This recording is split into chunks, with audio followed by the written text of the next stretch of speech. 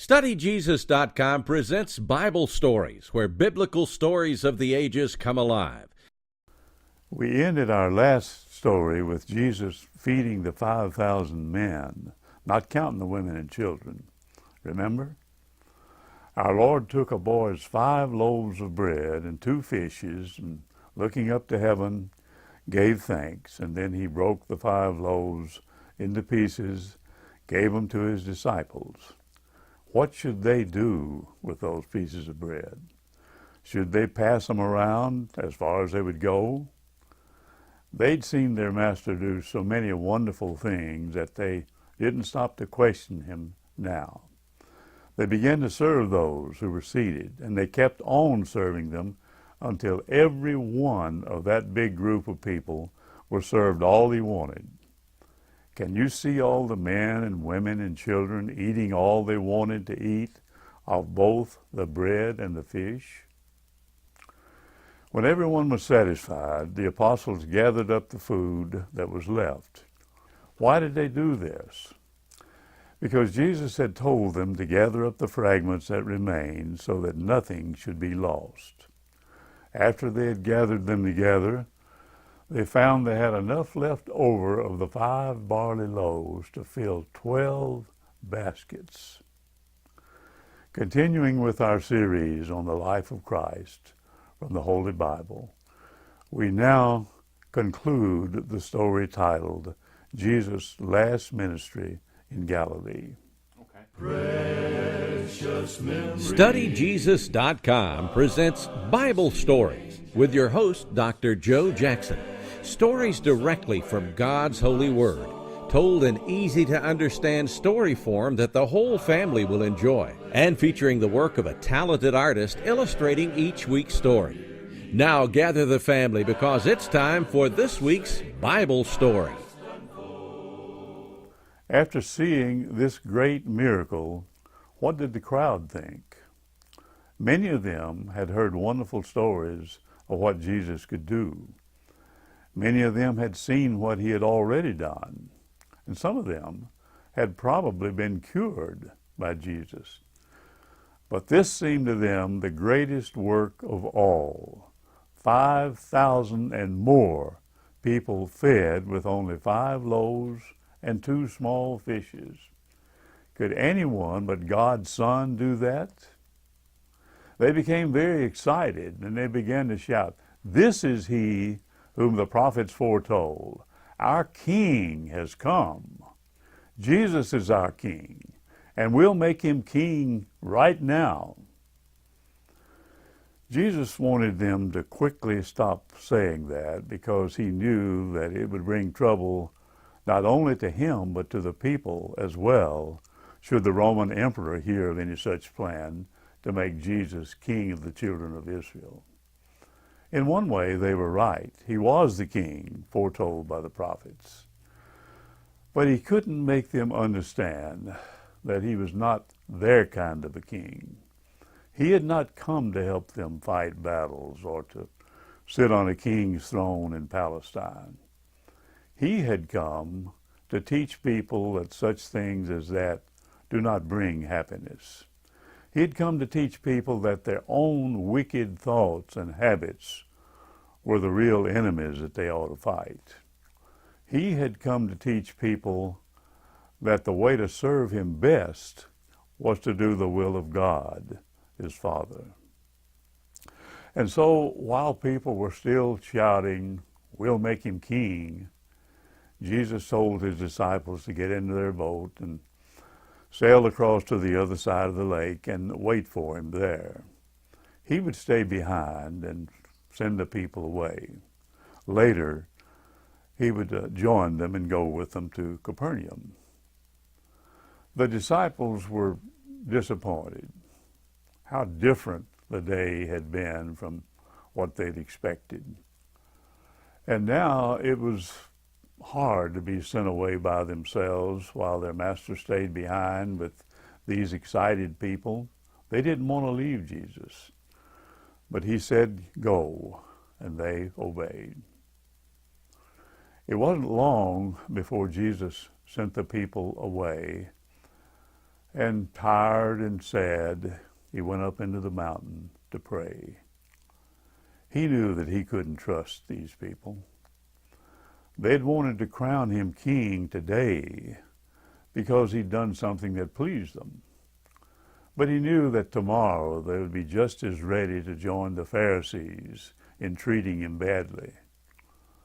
They were willing to be helped by Jesus, and they enjoyed seeing him work miracles, but they wouldn't try to understand him.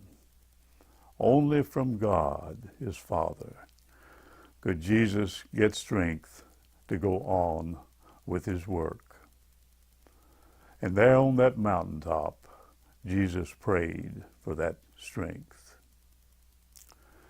Very early in the morning, a storm came up, and Jesus thought of his 12 friends out in the boat on that big lake, and were they in trouble as they were that other night, not so very long ago? And if they were, they needed him, so he went to them. And the boat was now out in the middle of the lake, being tossed about by the waves. The wind was against them, and the disciples couldn't make any headway trying to cross the lake, although they were rowing as hard as they could. About 3 or 4 o'clock in the morning, they saw something coming toward them. What they saw looked like the form of a man walking on the water. And the form came closer and closer. What was it? A spirit? They began to be afraid, and they cried out. But what do you think they heard? They heard a voice that sounded like the one they'd learned to know and love so much. And this voice said, "It's I. Don't be afraid." They thought it must be Jesus whom they saw. And Peter, being impulsive, called out, "Lord, if it's you, tell me to come to you on the water." And Jesus said to Peter, "Come." Peter stepped out of the boat. He too walked a little way on the water. But instead of keeping his eyes on Jesus, he began to look down at the waves, and angry and high those waves must have looked to him. And he was afraid. He was afraid to take another step even. And he began to sink. And then he cried out to Jesus, "Master, save me." And Jesus stretched out his hand and caught Peter and said, "Why have you so little faith in me? Why could you not trust me?" And Jesus then led Peter to the boat. And when they were both aboard, the wind stopped blowing. And then all the people who were on board the boat came and fell down at the feet of Jesus and said, "Truly, truly, you are the Son of God." They rowed to the shore of Lake Gennesaret, and very soon after they landed, it was known by everybody nearby that they had arrived. People carried their sick friends on beds to Jesus for healing. They even laid the sick in the streets of the villages, and they begged Jesus just to let them touch the hem of his garment. All the sick people who did this were cured. When the 5,000 had been sent away without being allowed to carry out their plan of making Jesus king, many of them went to their homes disappointed and angry with the Lord. There were some, though, who spent the night in the valley, and in the morning, those people were looking around here and there trying to find Jesus. They thought he couldn't be far away because they'd seen his apostles sail away without him. Some probably had seen him going up on the mountain alone. But after looking around for some time without finding Jesus, these people decided to go across the lake to Capernaum. Taking other boats which had come ashore during the night, they crossed the lake. And imagine their surprise when they got to Capernaum and found Jesus teaching and curing the sick as if nothing had happened. They said to Jesus, "Rabbi, when did you come across?" They seemed very glad to see him again. Jesus didn't answer their question, and he knew why they were so pleased to find him. Instead of answering their question directly, Jesus said, "You're following me about not because you want to learn from me, but because you ate of the loaves and fishes I gave you. And yet how much better it would be if you wanted to be with me to learn of those things which would make your lives so much better, so much happier. The loaves and fishes I gave didn't satisfy you for very long, but I can fill your hearts with that which will satisfy you forever." In the synagogue there at Capernaum, he taught the same lesson because everyone had heard how Jesus had fed 5,000 people with 5 loaves and 2 fishes, and everybody was talking about it. As Jesus spoke to them about doing God's work, someone asked, "What is God's work? What can we do to please him?" Jesus answered, "Believe on the one God has sent to you." Someone else said, "Give us a sign that God sent you if you want us to believe you." Long years ago, when Moses led our fathers out of Egypt to their own country, he gave them bread from heaven to eat, and so they knew that he was sent by God. Jesus answered, "My Father gives you the true bread from heaven.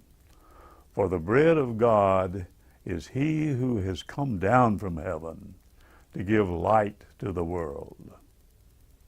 But the Lord's hearers didn't understand what he meant.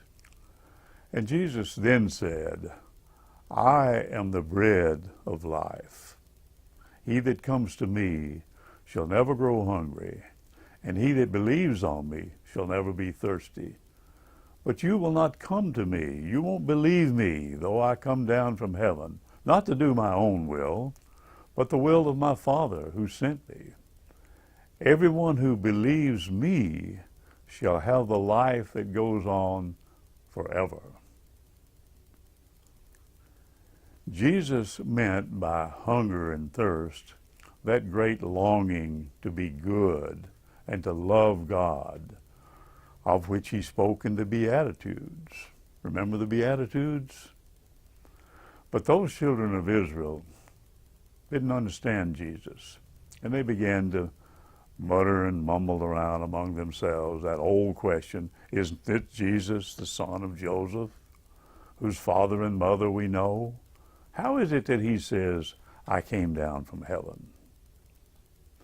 This and other things that Jesus taught were very hard for the people to understand, and many, even some who had been willing to be called his disciples, wanted no more to do with Jesus. And the Lord then turned to his 12 dearest friends, and he said, "Will you also go away?" And Peter, answering for all of them, said, "Where shall we go? No one else can teach us as you can, and we're sure that you are indeed the Son of God." And then Jesus said, "And yet, even one of my 12 chosen apostles is not a true friend." He meant Judas, for he knew that Judas didn't truly love him. About this time, some of the Pharisees came to Jesus to complain about what seemed to them a great fault. It was about a custom of the children of Israel which had been followed for years and years, and the custom was this: a person was to wash his hands before eating. Do you remember why it was so important for them to have a custom about washing their hands? Because they must touch the food that others were to eat. But that wasn't what the children of Israel meant by this washing of the hands. They did it as a sign to show that their hearts were washed as clean from sin as their hands were washed by the water. We know that God told the children of Israel to do certain things as signs that their sins were forgiven. For example, the sacrifices and the burning of the incense. Those were signs. But this was not one of the things that God had told them about. It was something that their leaders and teachers thought they should do. Water was scarce in that place, but even if they had to go a long way to get it, they mustn't eat without first washing their hands. If there wasn't enough water for both washing their hands and drinking, the custom was that they would just go without drinking. Some of the Pharisees saw the apostles eating without first washing their hands. So they came to Jesus and said, "Why don't your disciples keep the laws of our elders? They eat without washing their hands." Jesus said, "Why do you not keep the laws of your God, instead of putting the laws of men above God's laws? Yours isn't true worship, for you honor men more than you honor God." Jesus didn't mean that the children of Israel were wrong about washing their hands. What he did mean is that it was wrong to think more about that custom than about keeping their hearts really clean. After saying this to those Pharisees, Jesus turned to the people standing nearby and said, "Not that which goes into the mouth makes a man unclean, but rather that which comes out of the mouth." And he explained this later. It's not what we eat and drink that makes us wicked, but the bad words and the wicked thoughts and actions that sometimes come from our heart. The answer which Jesus gave to these Pharisees made them more angry than ever. In fact, they went away thinking that something must be done at once to stop the teaching of Jesus. And these Pharisees did everything they could to turn other people against Jesus. And some of the people listened to these Pharisees because some were greatly disappointed that Jesus was not willing a few days earlier to be made their king.